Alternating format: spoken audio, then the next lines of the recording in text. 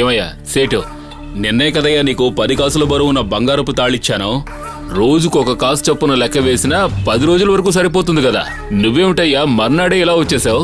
నీకిది అన్యాయం అనిపించడం లేదా? నేను చెప్పేది విను. నేను నువ్వు ఇచ్చిన తాళి వల్ల నా ప్రాణమే పోయేది తెలుసా? ప్రాణం పోయి ఉండేదా? ఏమంటున్నావయ్యా? తాళి నీ అకౌంట్ లో జమ చేయలే. ఏమిటయ్యా నా అకౌంట్ లోకి రాదని తేలిక చెప్పేశావు? తాళి ఎవరి దగ్గర తీసుకోకూడదని నిర్ణయించుకున్నా. తాళి తీసుకోవడం వల్ల బొమ్మ నా పీక నొక్కింది. బొమ్మ పీక నొక్కిందా? ఏమైందయ్యా నీకు? నేను జరిగిందే చెప్తున్నాను. ఇది బయటకు చెప్పుకోవాలంటే భయంగా ఉంది. అది వదిలే, వడ్డీ రెడీ చేయి. సేటు బాగా టైట్ గా ఉంది. ఒకరోజు అడ్జస్ట్ చేసుకో, రేపొద్దున ఇచ్చేస్తాను. మన దగ్గర రేపు అని చెప్పకూడదు. వెళ్ళి 10 నిమిషాలు వస్తాను. వడ్డీ రెడీ చేయి, నేను తీసుకుని వెళ్తాను.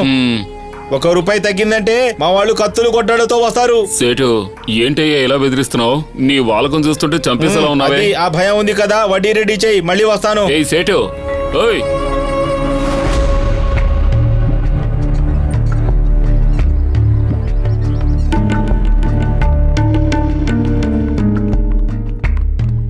ఎందుకు థింగ్స్ అనే ప్యాక్ చేయమన్నావు? మనం ఊరు వెళ్తున్నావా? కాదు, వెళుతున్నట్టు నటించబోతున్నావు.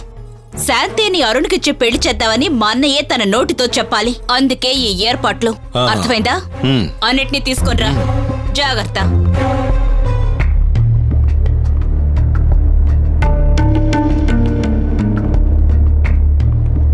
మే ఊరికి వెళ్తున్నాం.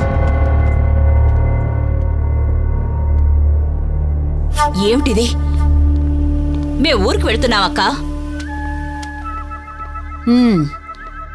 అరుణ్కి నీ కూతుర్నిచ్చి పెళ్లి చేయాలని పెద్ద యుద్ధం చేశావు.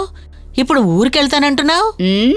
పెళ్లి చేయాలని నాకు కూడా ఆశగానే ఉంది, కానీ అందరూ సాగతీస్తున్నారుగా.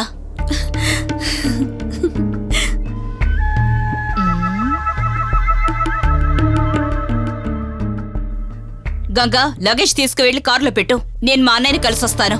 అమ్మా, ఒక్క నిమిషం.